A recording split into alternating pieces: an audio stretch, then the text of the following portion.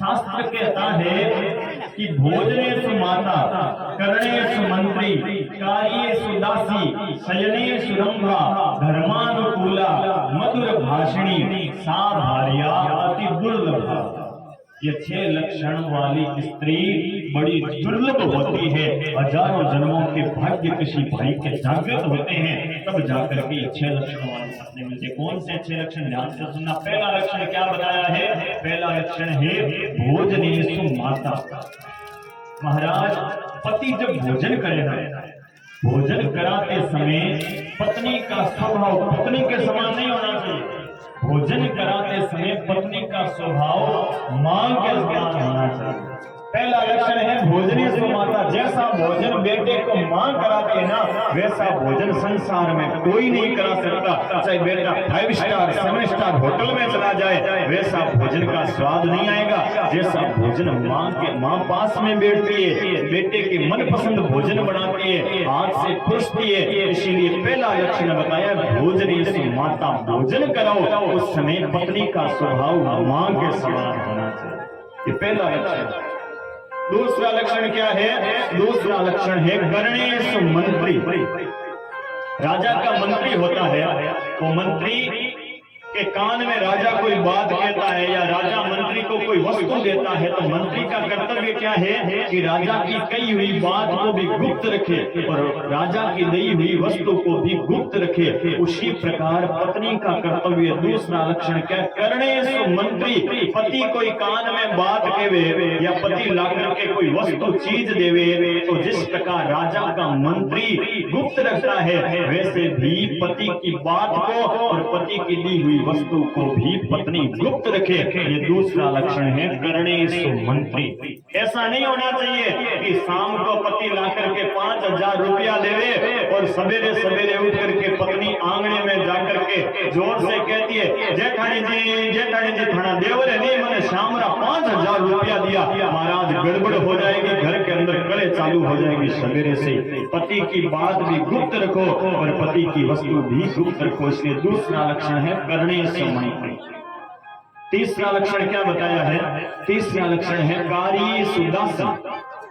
महाराज, पति के घर का काम हुए ना, उसे पराया मत समझो। पति के माँ बाप को पति के माँ बाप मत समझो, अपने माँ बाप समझ करके पति के काम को, घर के काम को अपने घर का काम समझ करके जिस प्रकार एक दासी अपना कर्तव्य करती है, वैसे ही अपने घर के काम को अपना समझ करके संपूर्ण निष्ठा के साथ करती रहे। स्त्री का तीसरा लक्षण है कार्येषु दासी। काम के समय वो दासी के समान बन जाए। मन में ये नहीं रखे कि मैं काम करने थोड़ी आई हूँ, मेरे बाप ने मुझे काम करने थोड़ी भेजा। नहीं भाई, ये किसी दूसरे का नहीं, आपके घर का काम है। इसीलिए तीसरा लक्षण स्त्रियों के अंदर होना चाहिए कार्येषु दासी। चौथा लक्षण क्या है? चौथा लक्षण है धर्मानुकूला। महाराज, धर्म के अंदर हमेशा पति को आगे रखे, धर्म के अंदर पति को लगाए। महाराज, आदमी से धर्म नहीं होता है, लेकिन पत्नी वही होती है जो पति के हाथ से धर्म करवा देती है। इसीलिए देखो भाइयों, शास्त्रों के अंदर स्त्री का एक नाम बताया गया है, धर्म पत्नी। इन माताओं को धर्म पत्नी कहा गया है। क्यों कहा गया? क्योंकि धर्म के अंदर पति को लगाए रखते, इसीलिए इनका नाम है धर्म पत्नी। भाई, आपा ने कोई धर्म पत्नो कहे, आपा ने धर्म पत्नो कोई कहे आ नहीं कहे धर्म पत्नियां। महाराज, पति धर्म पति कभी नहीं होता। धर्म का भाई हो सकता है, धर्म का मामा हो सकता है, धर्म का पिता भी हो सकता है, लेकिन धर्म का पति कभी नहीं होता।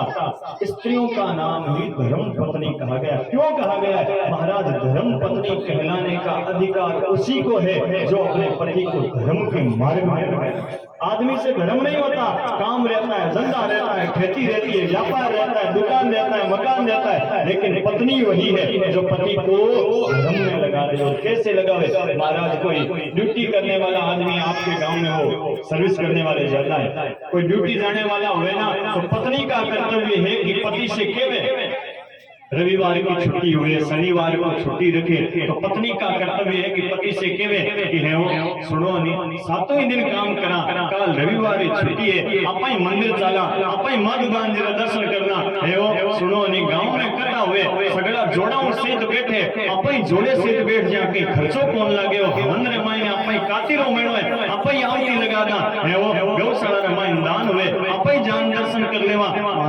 पत्नी का कर्तव्य है कि पति को धर्म के अंदर लगा।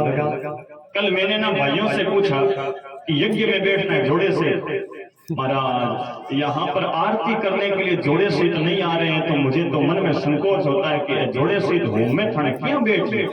तो महाराज आपका कर्तव्य है कि आप इनसे कहो हवन में कोई खर्चा नहीं लगेगा। महाराज जोड़े सीट ज्यादा, इतना बड़ा समृद्ध गांव में ज्यादा से ज्यादा 11, 21, 51 जितने हुए जोड़े सीट बैठो। पत्नी वही है जो पति को धर्म के अंदर लगा दे, इसीलिए पत्नी का नाम धर्म पत्नी बताएंगे। ऐसे ही नहीं हो आप धर्म पत्नी, आप धर्म के अंदर आगे रहते हो, इसीलिए आपका नाम धर्म पत्नी। कितने लक्षण हो गए माताओं, कितने हो गए हैं? 4 हो गए। धर्मानुकूला कहते हैं भोजने सुमाता करणे सुमंत्री कार्ये सुदासी धर्मानुकूला शयने सुरंभा। 5वां लक्षण क्या बताया है? 5वां लक्षण है शयनी सुरंभा। शयन कक्ष के अंदर पति के सामने पत्नी को रंभा अप्सरा के समान श्रृंगार करके रहना चाहिए। महाराज माताओं के श्रृंगार कितने होते हैं पता है क्या? भाई लोग बैठे हैं पीछे, ये ला करके देते हैं आपको, इनसे पूछ रहा हूँ कितने श्रृंगार होते हैं माताओं के? एमण भवन जी के ऐसा घना लावे के 16 श्रृंगार हुए। भवन जी 16 श्रृंगार पहले ही होता हो, आजकल तो श्रृंगार भी कोई पार पानी है महाराज का ढकिता ही हुआ। तो महाराज ये ध्यान देना, शास्त्र के अंदर 16 श्रृंगार है। श्रृंगार क्यों किया जाता है? 5वां लक्षण क्या बताता है? ध्यान से सुनना। 5वां लक्षण है शयने सुरंभा। शयन कक्ष में पति के सामने स्त्री को रंभा अप्सरा के समान सज कर रहना चाहिए। यानी कि ये 16 श्रृंगार जो स्त्रियों के होते हैं, ये 16 श्रृंगार केवल पति को दिखाने के लिए होते हैं। किसी पराये पुरुष को दिखाने के लिए स्त्री को ज्यादा श्रृंगार नहीं करना चाहिए। श्रृंगार केवल पति को दिखाने के लिए करना चाहिए। इसीलिए 5वां लक्षण है शयने सुरंभा। श्रृंगार खूब करो, लेकिन केवल पति को दिखाने के लिए, किसी दूसरे पराये पुरुष को दिखाने के लिए स्त्री को श्रृंगार भी नहीं करना चाहिए। इसलिए 5वां लक्षण शयने सुरंभा। ये 5 लक्षण तो ना मुझे पक्का विश्वास है कि संतोष नगर की माताओं के अंदर महाराज पक्के ही होंगे।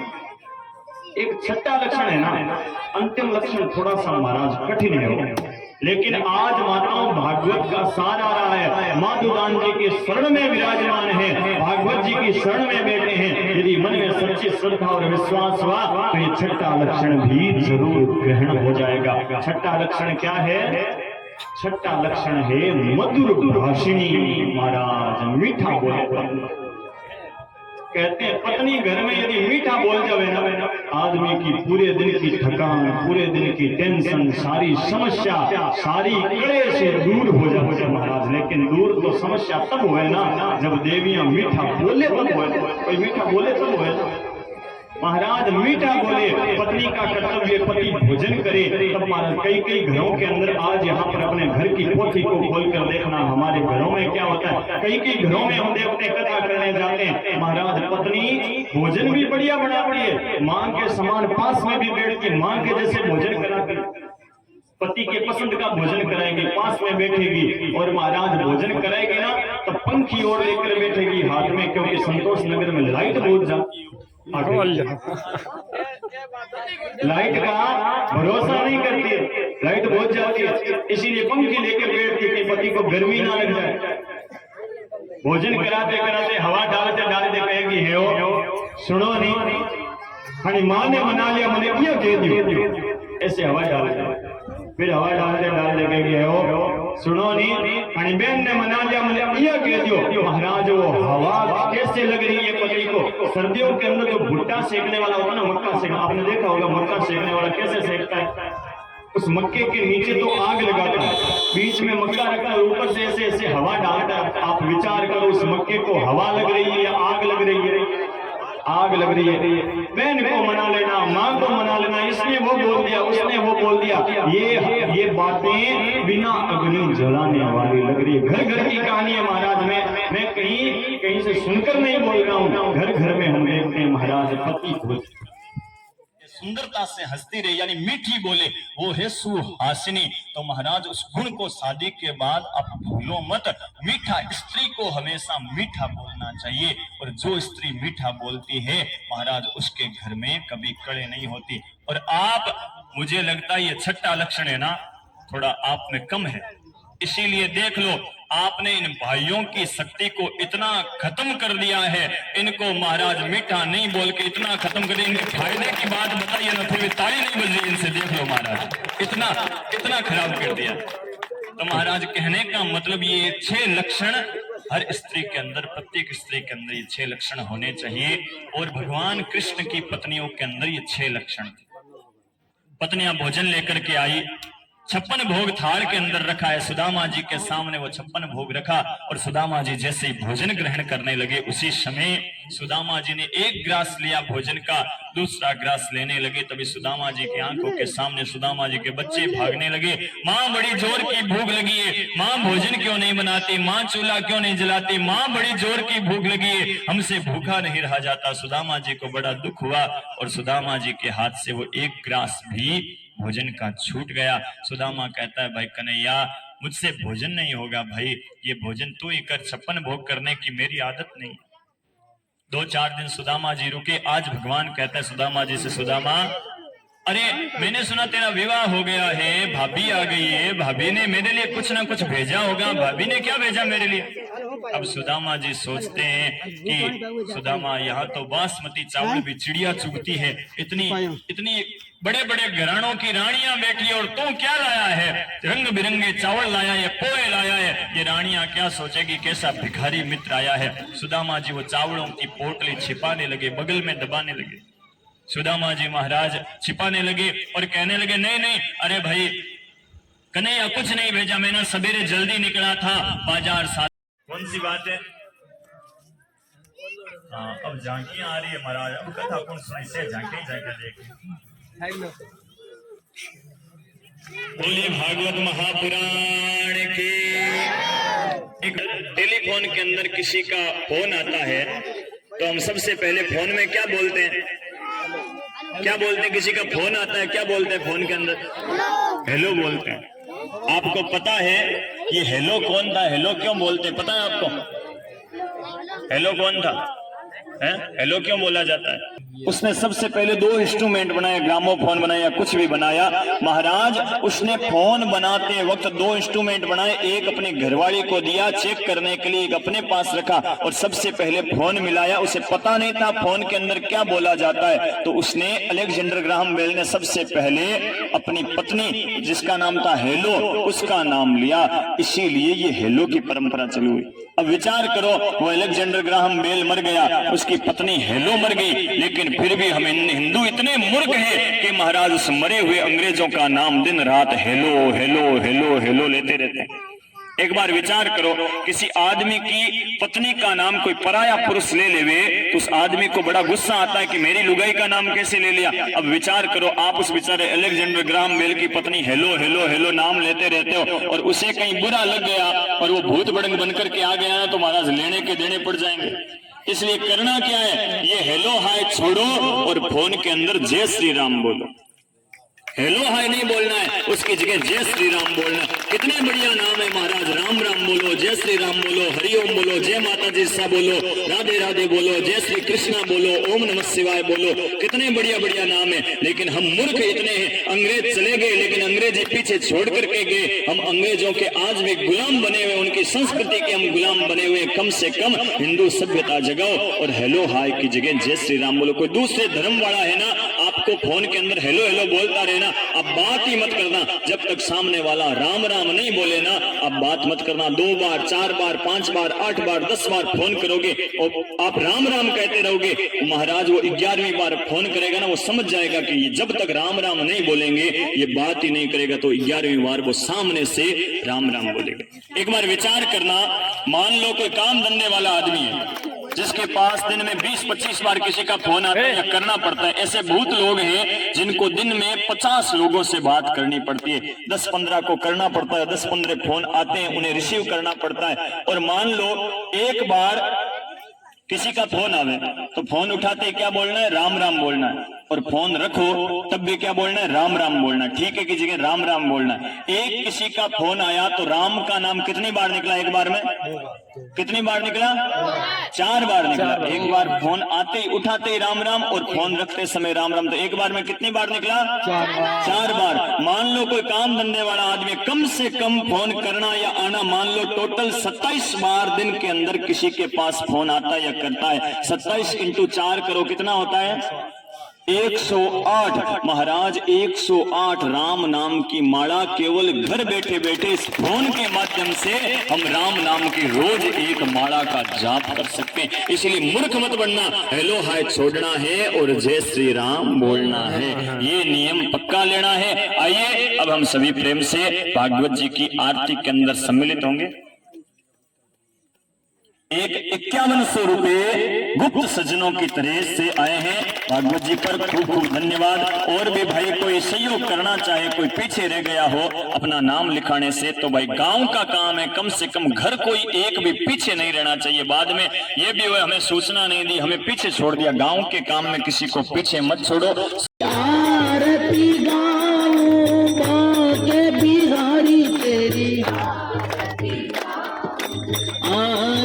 गाऊं प्यारे तुझको मनाऊं, आरती गाऊं प्यारे हो आपको मनाऊं, हंसी के बजैया तेरी आरती गाऊं, ए गिरधर तेरी आरती गाऊं, मुरारी तेरी जल्दी आरती कर बोलो, जल्दी आरती कर बोलो, आगे ना बोलो। आरती मोरे मुकुट प्रभु शीश पे सोवे, मोरे मुकुट प्रभु शीश पे सोवे, प्यारी प्यारी बाती तेरो मन मोवे, प्यारी बाती तेरो मन मोवे, देख छवि बलिहारी में जाऊं, देख छवि बलिहारी में जाऊं,